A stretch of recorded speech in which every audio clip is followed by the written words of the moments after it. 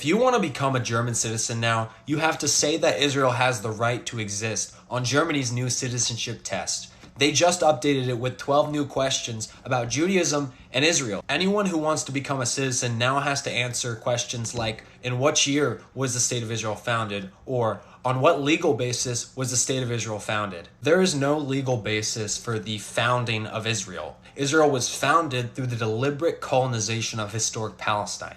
Zionist settlers spent a few decades amassing power, bringing in more settlers, and once their population had reached critical mass, they trained up Zionist paramilitary forces and ethnically cleansed historic Palestine. That was called the Nakba of 1948. Over 750,000 Palestinians were displaced from the land they had lived on for centuries. Guess what the Zionists did with the land that they had just ethnically cleansed? Well, they claimed it as their own, as the new state of Israel, and they never let the Palestinians return back. So that is the so-called legal basis of the founding of Israel, a deliberate scheme to colonize historic Palestine and eventually clear the land of natives to make room for Israel. And this was always the plan for Zionism from the very beginning.